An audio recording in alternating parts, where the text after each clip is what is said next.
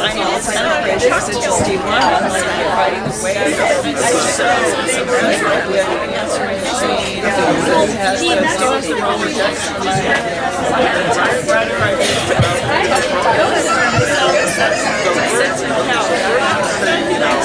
evening, everyone.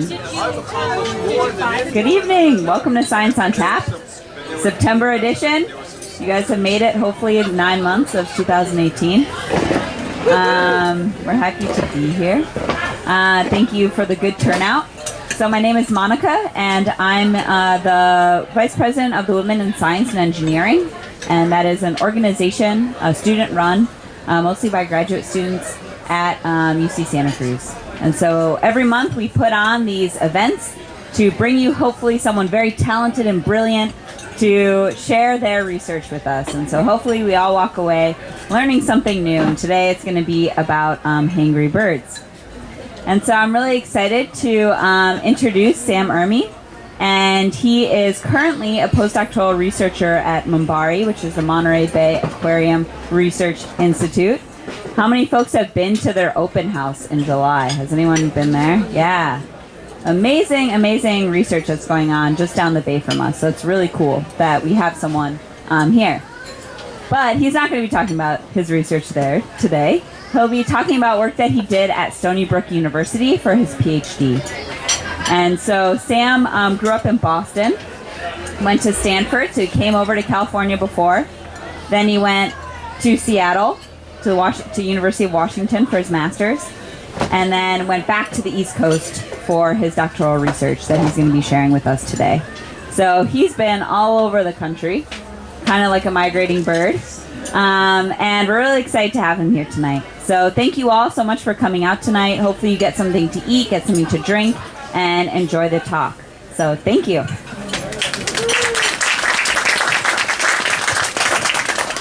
Yeah, thank you, Monica. Everyone can hear me? Am I standing in front of the screen or anything?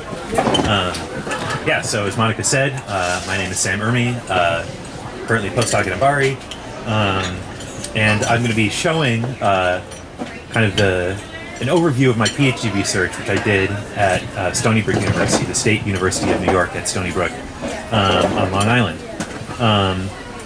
I am currently studying the feeding behavior of odontocetes, that's dolphins and toothed whales in Monterey Bay. My PhD was on the feeding behavior of seabirds.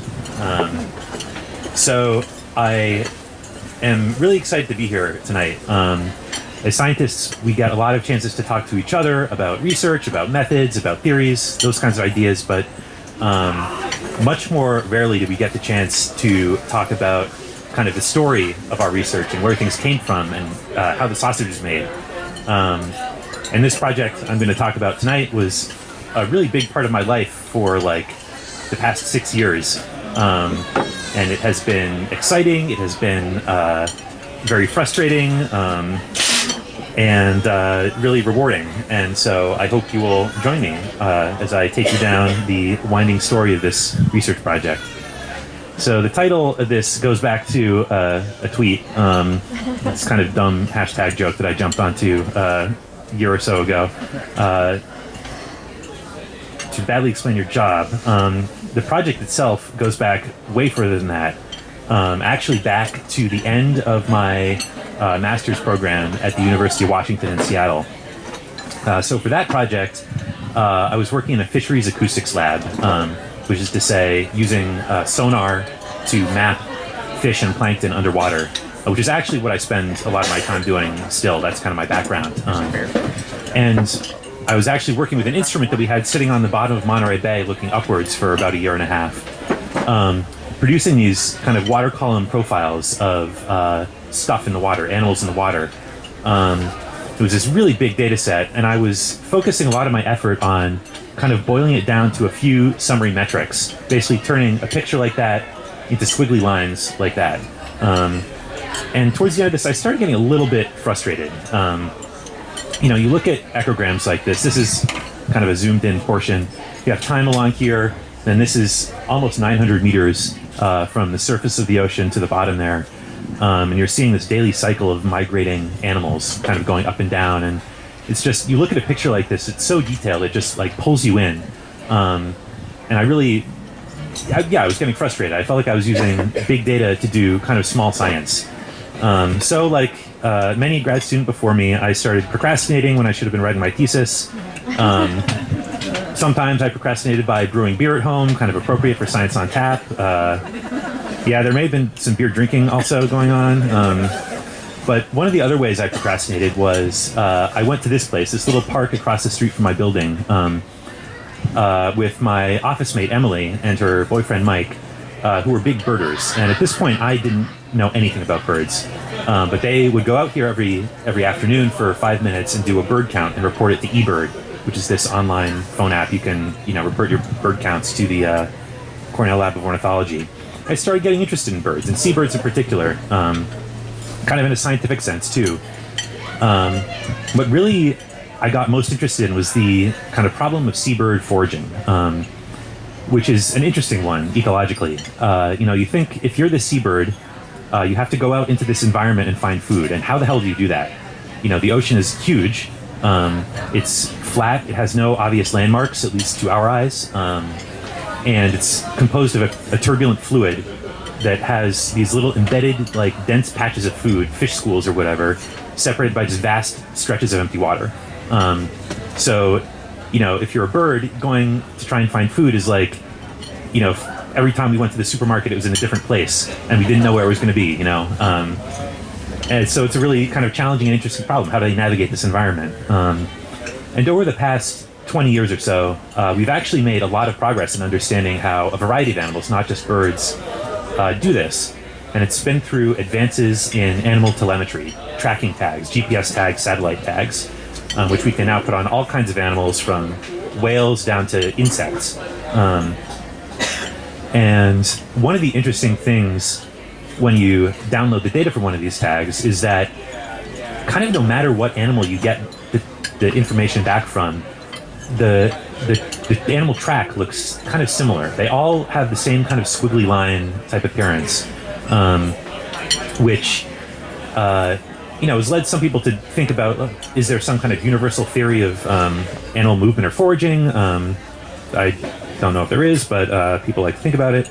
And people, like, kind of the go-to method for describing and analyzing these types of animal tracks is what are called random walk models, which is basically a simple type of mathematical model, which you can use to describe, to analyze, to predict these kinds of trajectories. So I'm kind of getting into all this when I should be writing my thesis, and I get this email from the department list saying that my friend Charlotte is going to be giving kind of a department seminar on her PhD work, which she was finishing up at the time. And she was studying the movements of boobies and cormorants in the Peru current, the Humboldt Current off of Peru. So this talk is titled Spatially Explicit Individual-Based Foraging Model for Central Place Foragers. Oh, great, this is interesting. I'll go learn about this stuff. So I'm sitting there listening, and she's talking about kind of this model she's doing and some of the problems from tracking birds. And I get this brainwave, which I write down in my notebook. This is actually the page. I still have the notebook. Why not bird radar on island? Like, she's looking at this handful of birds that she had tags on and analyzed the tracks. What if you could just put a radar on the island and track all the birds? So I go back to my office, I Google radar ornithology and find out, yes, it exists. It's a thing people do. But then I kind of just file it away in my mind for another 6 months or so. Until right before I started my PhD at Stony Brook, I come across this book by this guy, Diffusion and Ecological Problems by Akira Akubo. And I'd never heard of this book or Akubo before, but it turns out that he had formerly been a professor at Stony Brook, where I was going to go. He was a mathematical ecologist. And, diffusion, you may have heard of in a chemistry or physics class. And we usually think of it as a physical process. It's what causes, a drop of dye to spread out in a glass of water or whatever. But what this book kind of showed me is that diffusion is also a useful model for talking about animal movements, which I had never heard before. So to kind of illustrate what diffusion is, I have here a simulated thing, animal, particle, whatever, doing a random walk. You can see it's kind of jumping around randomly, taking random turns and random steps, and it's making this kind of squiggly, convoluted path. No real order or sense in that. However, if I do the same thing with not just this guy, but 10,000 of his closest friends, immediately you start to see there is order that happens, kind of statistical order. They spread out in a circle, kind of quickly at first, then a little more slowly. The center remains denser than the outside. And so it turns out, I'm learning this reading Akubo, that anything that does a random walk, if you have a population of those things, the kind of density of the population as a whole can be described by diffusion equations. And there's this kind of mathematical link between individual movement and collective movement. This whole language that can be used to reason about this and talk about it. And this just blew my mind. Like, no one had ever taught me this in an ecology class. And it was just, you can go from one simple equation to another at kind of the micro to the macro scale. Just kind of look at the individual to collective thing. We can look, for instance, at this suspiciously attractive family at the beach.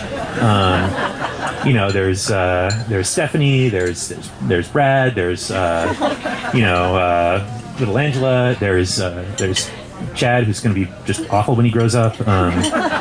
If you take a few steps back, you're looking at a beach. There are clumps of people. You can still make out individuals, but maybe not their personalities.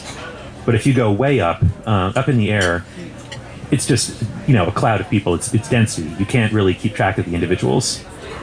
So I have all this stuff kind of, going through my mind. And the thing about radar, I now realize, is that it gives you the ability to track both individual animals and also to see the population at the same time. So there's this theoretical framework that clicks into place. So I have all this stuff, like churning in my mind as I make the move back east to Long Island. For people who aren't familiar with East Coast geography, this is Long Island, Strong Island as it's known to some of its more obnoxious residents. New York City is here. You got Brooklyn and Queens, Manhattan, the Bronx, Connecticut up here, Atlantic Ocean, and Long Island Sound. So I'm kind of thinking, I have this great idea for a research project. I just need to find a bird colony. There's actually a map that looks like this on the wall of the School of Marine Science, Marine Atmospheric Science at Stony Brook, and notice this little speck. It's like, I wonder what's on there. So I start looking it up and find out that it's this place called Great Gull Island. That's a promising name. So I find out that it's a former Army coastal defense fort, currently a research station operated by the American Museum of Natural History in New York City. And it's also the summer home of 20,000 common terns and 2,000 roseate terns. Okay, this sounds promising. So doing more research, I find out that the research station for the past, it was like 45 years at that point, 50 years this summer, has been run by this woman who's named Helen Hayes. She's an ornithologist affiliated with the museum. She's well into her 80s. She won't actually tell anyone how old she is, but she still goes out there and lives in this island for like 3 or 4 months every summer. And the birds are these guys, common and roseate terns. They're closely related to each other. They're small seabirds in the gull family, Laridae. And they do have some differences in behavior, but they're pretty subtle. They migrate from South America, from Brazil and Argentina, to the northeastern United States and Canadian Maritimes to breed in the summer. Kind of lay their eggs May, June. Chicks fledge July or August. And then they kind of fatten up and head south again. Common terns are common. The roseates are endangered. And as I said, about 10,000 pairs of commons nest on Great Gull Island and about 1,000 pairs of roseate terns. So the way they catch their food is they kind of circle and hover over the water and then make shallow plunge dives and pluck prey off the surface or, from within the upper meter of the surface. And they stay fairly close to the colony while breeding. So I'm reading all this stuff. I'm like, oh my God, this is perfect. They're like the perfect birds to study with radar. They fly, they don't dive, so the radar can see them because they stay above the water most of the time. And they don't go too far. Most of them will be close to the colony where the radar can actually see them. So my one problem, of course, is I don't have a radar. So I do what any reasonable person would do and log on to eBay. Start looking for used radars on eBay. And I mean, I'm sure you know how it is. It's maybe late at night. You're getting into the bidding. It's going pretty well. You hit buy, and you feel great. And like, what could go wrong? I've got a radar now. Well, UPS dropped it during shipping, and it arrived broken. So that was, not the best. When I said I wanted to be an air traffic controller, I didn't mean this guy. So again, I mean, what would any reasonable person do? They would log back onto the internet and start looking on voting forums for people with spare radar parts. It turns out that home radar repair is not as big a thing as like home car repair. It's harder to find the parts. But I managed to find this guy in Texas on a boating forum who has this busted radar, and he's talking about, what should I do with it? Should I turn it into a lawn ornament? Should I mount a flamingo on it? So I message him. I'm like, hey, before you attach the flamingo, could you maybe send me some of the parts from the radar? And I eventually worked out a deal where I mailed him beer and fishing lures from Long Island that he apparently couldn't get in Texas. And he mails me some radar parts. So anyway, by the end of my first summer in Long Island, I have a working radar. And I take it out to the ball field to test. I convince my roommate, Rebecca, that the microwave radiation is really totally safe, and get her to walk around. And it picks her up. That's Rebecca, the blip inside the circle there. So at this point, I have the radar. I figure out how to record digital data from it. And I write to Helen, the director of the research station, asking if I can come out and work on her island next summer. And she says yes, which I will later learn is typical of her. So I drive the car to the ferry, take the ferry to Connecticut, drive the car to a small fishing port in Connecticut, get on a chartered fishing boat, and I'm off to Great Gull Island. So this is just a quick aerial tour of Great Gull Island. Like I said, it's a former coastal defense battery, so you can actually see the radar spinning there on top of this old fire control tower. A couple of gun emplacements there. This is looking towards the west, so that's Plum Island and Long Island behind it, kind of looking up the sound towards New York City. This is looking north towards Connecticut. Those two brick buildings there are former officers' quarters from the Army days, which is where scientists and volunteers stay on Gull Island. That building there, kind of nestled down behind the gun turrets, is the main workshop and kitchen. Little Gull Island is that island with the lighthouse on it. And this is looking out towards the Atlantic Ocean. Then coming back around to the south, you can see Montauk Point kind of off on the horizon there. So the island is 17 acres. It's small, less than a kilometer long. Just to give you a couple pictures of what it looks like on the island, this is the kind of main dining room, the main kind of common room or work area with a wood stove there. This is where I slept most of the time I was there in, like I said, those old officers' quarters. It's pretty rundown and not luxurious, but more comfortable than a tent. But, there are ways to survive anything. The birds arrive on the island from South America starting in April, and they start pairing up and mating immediately. So this is a male holding that sand eel in his bill, wooing the female, who kind of scrunches down and imitates a chick begging. And they do this parade where they circle each other. They can keep going around and around like for a while, but if everything goes well, the magic happens, and they copulate. There's not a lot of privacy for terns on Great Gull Island. So a few days later, the female will lay 2 to 3 eggs in a shallow nest scraped on the ground. Just a little shallow divot that she scrapes out and lines with sticks or grass. After about 3 weeks of incubation, the female does most of the incubation. The male will keep feeding her during that time. The chicks hatch. These little adorable fuzzballs. For the first couple days of their life, they can't walk and they can't even regulate their own body temperature. So the parents have to keep incubating them. But after that, they start, these little nuggets start running around. they're so cute, but so many of them die. It's really you find little desiccated chicks just everywhere. A few weeks later, they are bigger and definitely less cute. At this point, this guy is probably heavier than his parents. They feed the chicks just continuously fish. They never are not hungry, and they kind of overshoot their adult weight and then come back down to it as they grow their feathers out.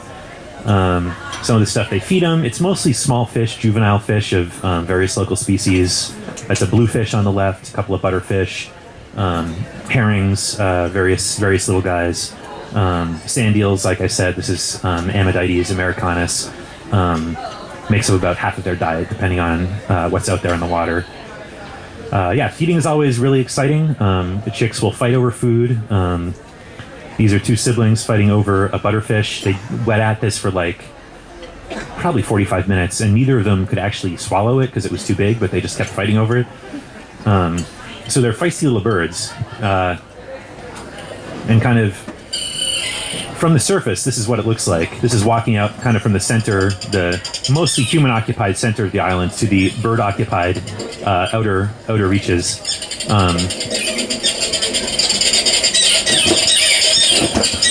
The birds vigorously defend their nests. As you get close, they fly up and start diving. That was my assistant, Maria, getting shat on.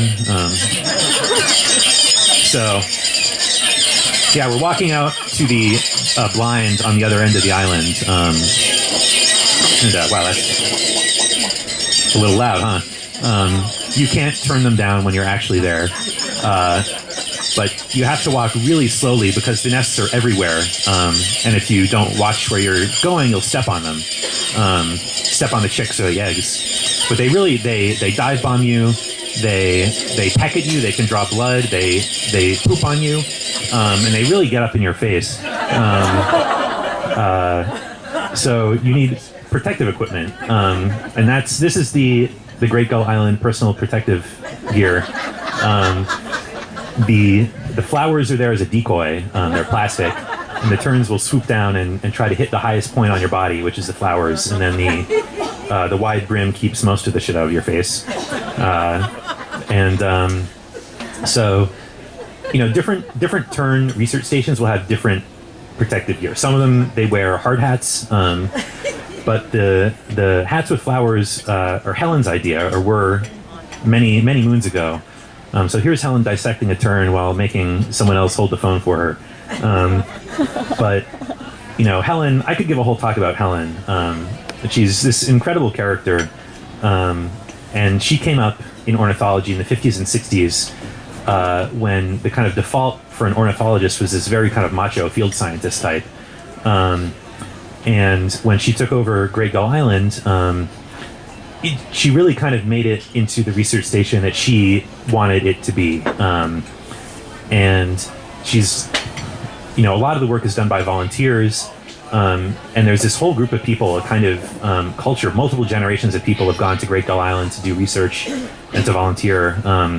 She's just unfailingly kind to everybody on the island, even the occasional person who doesn't deserve it. And so the hats, I realized, were not only protective, but also kind of an ego check just in case there was any kind of macho ornithologist who shows up. She gets to hand him the flowered hat. Like, oh, here, Dr. So-and-so. Like, I'm so happy you could be here. Like, you better put this on right away. Anyway, so the first week I'm out there, I drag the radar up to the roof of the tower and get it set up. And get my little radar station set up on the inside of the tower. So you climb up this iron ladder to the third floor, and there's my little radar lab. And so at this point, I've been thinking about this project for 2 years, and I still don't know if it's going to work. So at the end of the day, I get everything set up finally, and it's kind of okay, time to turn on the radar. So I hit the power button, and it actually has to warm up because it's got vacuum tubes in it, because most radars do. Even still, that's a funny story. But so there's this countdown from 2 minutes. It's like the tension is building, but it's this beautiful like early summer day. The sun's kind of sinking, and the breeze is blowing through the big windows in the tower. And finally, countdown gets to 0. It starts transmitting, and there are birds. All of these blips. This is the island in the middle. These are all birds, and I can see them flying towards and away from the island, and like freaked out. I felt like I'd been holding my breath for like 6 months at that point, but it was going to work. So other than birds, one of the first things I noticed was these kind of weird shapes off the end of the island. Again, this is Great Gull Island, the red splotch in the middle. That's Little Gull Island. The radius of this circle is 3 kilometers, which is a little less than 2 miles. And there are these shapes here, and they shift when the tide shifts. So that's the ebb tide. And so pretty quickly I figured out these are rough water caused by tidal rips of tidal currents blowing by the island. And you can see it in this picture. There's the darker, rougher water and then smoother water. And the rough water actually reflects the radar. So what's going on here is that Great Gull Island is right in the middle of this kind of shallow glacial sill that goes across the mouth of Long Island Sound. And all the water that raises the tide from here to New York City, 100 miles to the east, has to enter through this 10-mile wide space and leave twice a day. So you get very strong tidal currents there. This is output from an ocean model from the University of Massachusetts. So that's what's going on there. And it turns out to be an important part of the local environment for the terns. You also see blobs like this, which are not tidal. This is actually a flock of feeding terns, which is one of the kind of characteristic ways that they feed. They form these circling flocks over a patch of water where there's food, and kind of circle, wait for fish to come up to the surface, and then they'll all dive down kind of at one spot. These flocks, a typical one is maybe 30 or 50 birds. This is part of a flock that was over 1,000 birds, so they can be pretty impressive. And so if you look at where these happen, this is one of the things I started noticing. They seem to happen, these flocks seem to appear in consistent spots. And they seemed to shift depending on what tide it was. So after 2 summers on the island, I started plotting this up. And each white dot is the location of a single tern feeding flock, separated by the ebb tide and the flood tide. And you notice they're clumped in a few distinct spots, and the color in the background is kind of the average radar reflectivity at that tide. So you've got, you can see those tidal rips here and here, and this clump seems to, like, here it's on the upstream side during the ebb tide, here it's on the upstream side during the flood tide. So this is interesting. I started thinking about this. I dove into it deeper, and after a lot of investigating and modeling and kind of one thing and another, I was able to produce a statistical model that could actually predict pretty decently where these flocks were going to occur based only on tidal currents and the depth of the bottom and the distance from the colony. So that's kind of what this is showing. The white dots are all in the same spots, and then the color in the background is the predicted density of flocks. And they match up pretty well. And so this is interesting. It turns out the terns really like to forage in places where the water is accelerating and diverging over the shallow bathymetry. I'm not 100% sure why. It's probably either that kind of is where upwelling is occurring and bringing prey to the surface where they can get at it, or those spots are smoother, which is why they're less reflective of the radar, and it maybe makes it easier for the terns to see the fish under the surface. Whatever it is, being able to predict these spots is potentially really useful. As you may know, there are a lot of offshore wind energy, wind farms being planned off the northeastern U.S. And in other places. There's some off of California, as well as around the world. And, people have a lot of questions about what kind of impacts these are going to have on seabirds and other wildlife. So potentially being able to predict which spots are most used or most heavily used by the birds could be really useful for helping to site these or helping to minimize their impact on seabirds. the spots the terns like to feed in are really pretty small and contained, like just a few hundred meters across. And so it may be possible with relatively minor changes in sighting to really mitigate a lot of the potential bad interactions. So, let me take a sip here.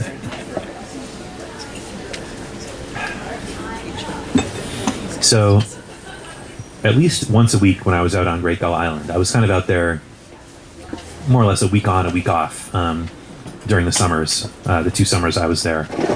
Once a week when I was out there, I would try to do a full day of radar data collection, getting up before dawn, trying to get up before the birds did, which was a fool's errand, but tried it anyway, and run it all the way until the night when most of the birds were back from foraging.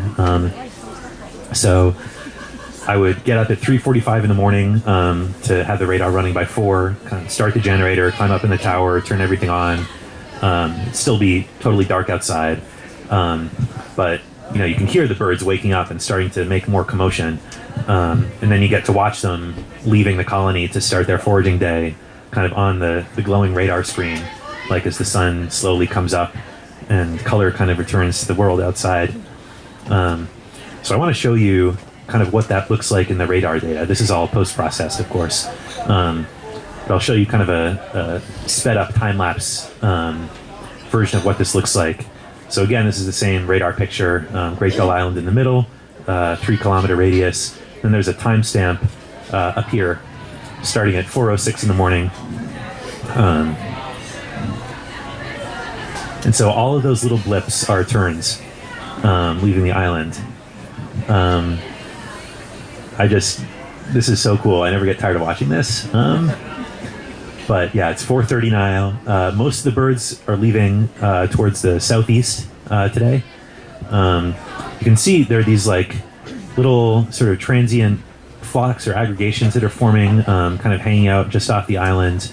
I don't really know what's going on there because it's not light enough to see them, but some kind of interesting social interaction. And then this is right around sunrise. There are these explosions of birds all flying out at the same time. And that's, that's often thought to be like an anti-predator behavior that they do, but I think it also might have other purposes. And now you start to see some of them returning, again, from the southeast. Yeah,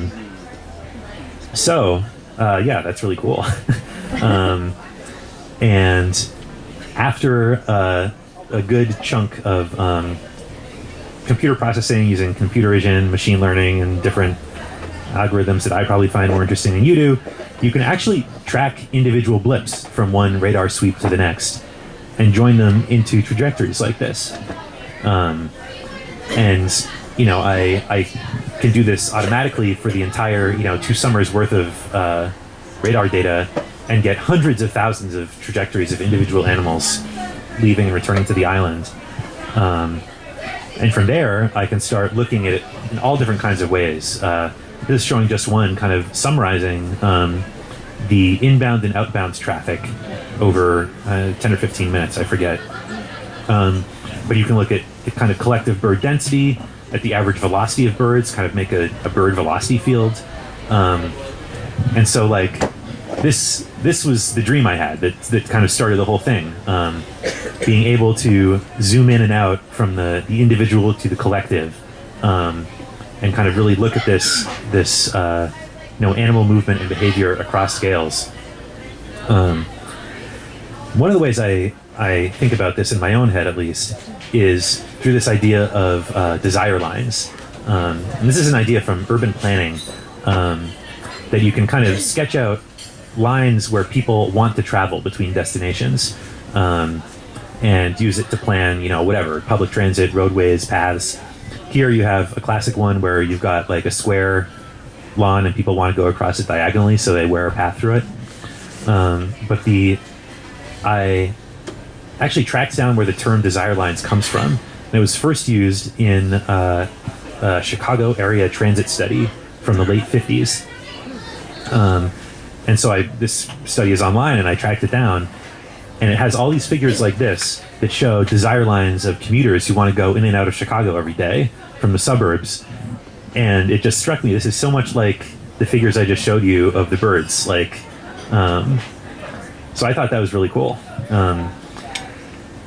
So what can you do with this? Like, one of the really, really big selling points of this kind of data is that being able to see the entire population means that you can get at interactions between individuals.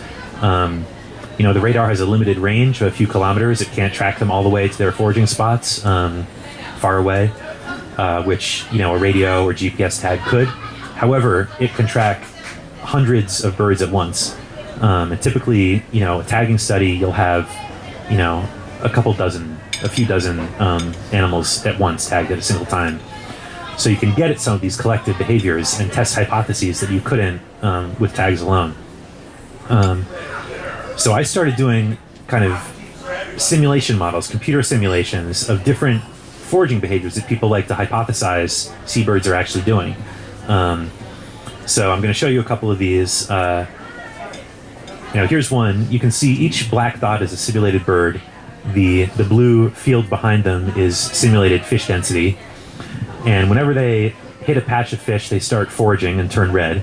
And then when they catch fish, they turn green and start heading back towards the colony, which is at the center of this square. So I programmed them here. If they see a flock next to them, they'll go and join it. But otherwise, they're just doing a random search. They're wandering around until they hit something by chance.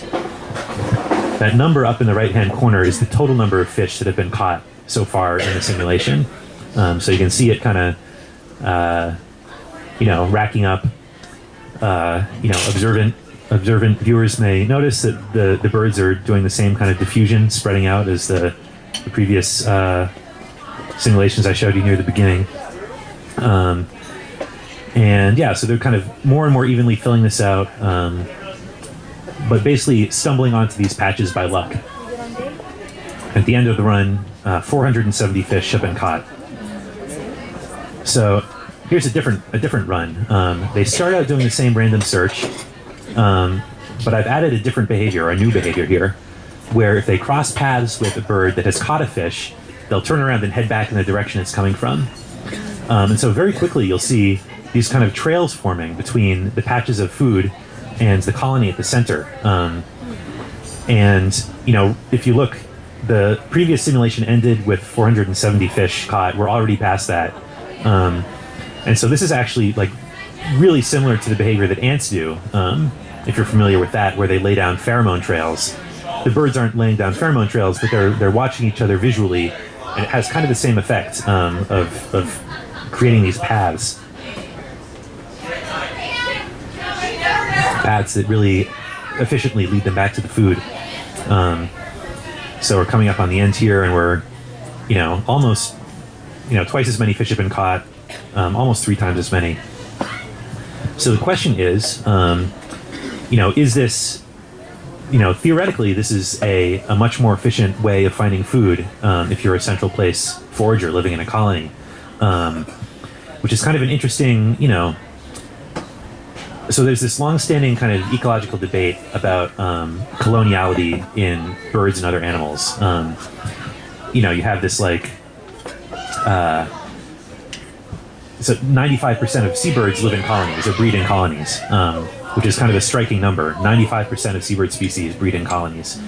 And why the hell do they do that? Like, you get some benefits from like, you know, collective defense against predators, but you also have to deal with your neighbors. You might get parasites or diseases from them. You have to compete with them for food, for nesting space, for mates. So it's really like, why did this evolve? Why do they do it? One long-standing idea is that they transfer information between each other at the colony. The colony serves as an information center. And this has been like horrendously controversial in ecology.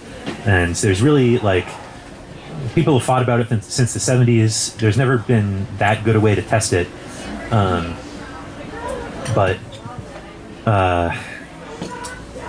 Well, I shouldn't say too much about this because I haven't published it yet, but stay tuned.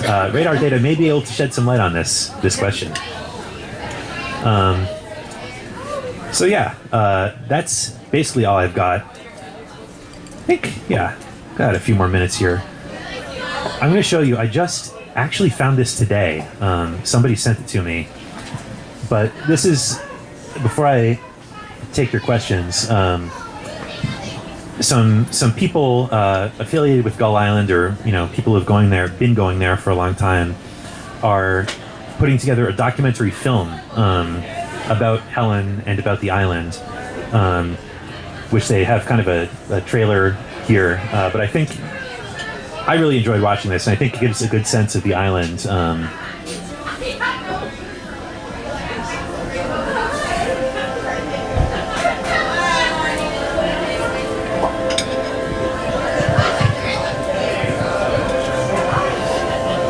People from the Museum of Natural History knew that at one point in time, Great Gull Island was the site of a major tern colony, but the terns were in decline.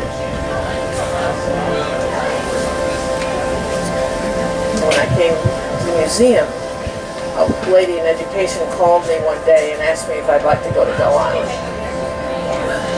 I thought it looked like a terrific place to try and increase the numbers of terns.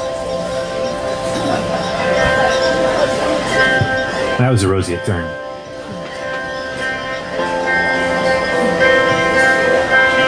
It would mean we'd need a team to work.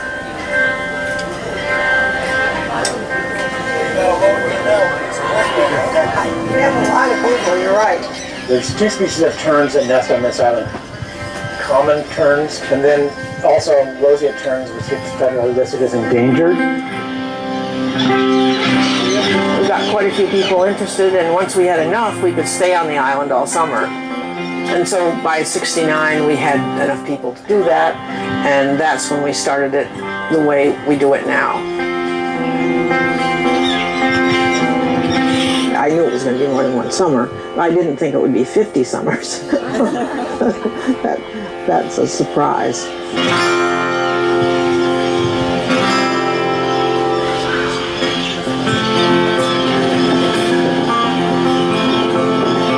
She's been here year after year after year, from end of April to September every single summer. She's like the backbone of Gull Island, and Helen will draw you back into Gull Island again and again. I love the water and swimming and the clear sky at night, and I love the primitive living. Next, 9/11. It fit in perfectly with my schedule as a school bus driver. First I came for the birds, but the people you meet out here are really what makes it special. It's a collective effort of people from every different background you could ever imagine, working towards a specific goal to benefit terns. I'm a general surgeon, always interested in science and always been a birder. Oh, that's kind of nice. Great Gull's just kind of a touchstone for me, and I pretty much come back every year. And one of the wonderful things is over the years, Great Gull has become an institution, and it's almost like a laboratory now. What she's done is she's spawned a whole new generation of scientists. People from all over the world have come here.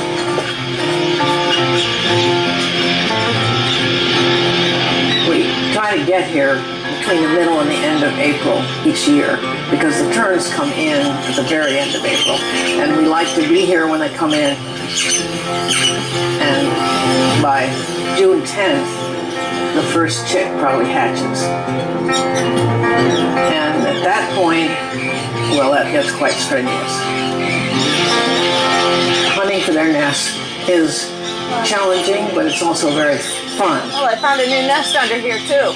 You really feel you've accomplished something. We're standing the chicks and trapping adults to see what birds are coming back to the same nest. When you're working with species like the terns, you have to study them for many years.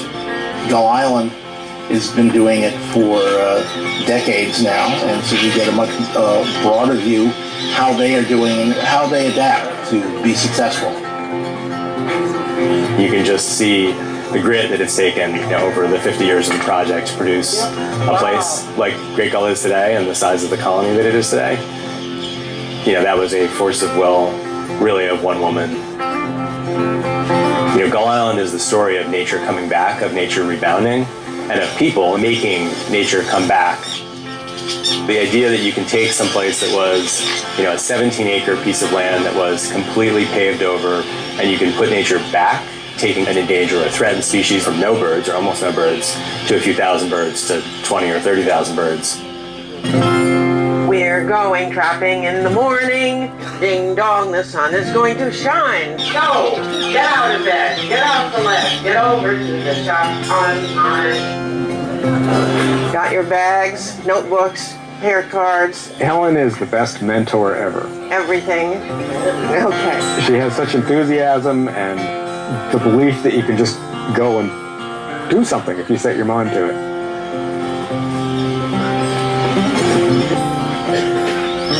Gull Island is a treasure, and it's a gift that Helen has given us, and I think that's what a lot of people that come back year after year see, is that Helen has given this to us.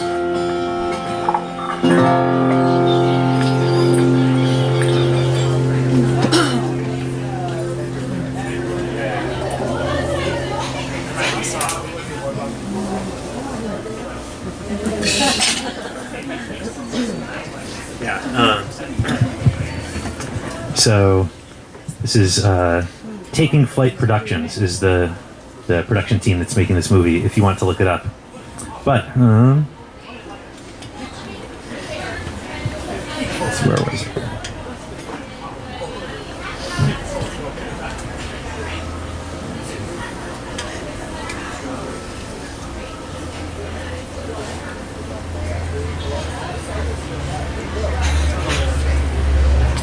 Yeah, anyway, I'll just say a quick thank you to the Chapman Memorial Fund of the Museum of Natural History, which funded my fieldwork, Stony Brook University, Helen Hayes, obviously, my field assistants, Maria, Anna, and Emily, everybody on Great Gull Island, who are a ton of fun to work with. Yeah, that's my email, my Twitter handle if you want to follow.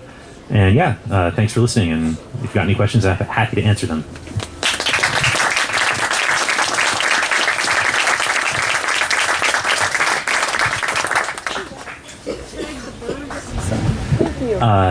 I do. Does anybody, when they release the birds? So, the question was, do we tag the birds? Yes. Well, yeah, a couple answers. One is all the birds are banded and have been, they band nearly every chick born on the island every year.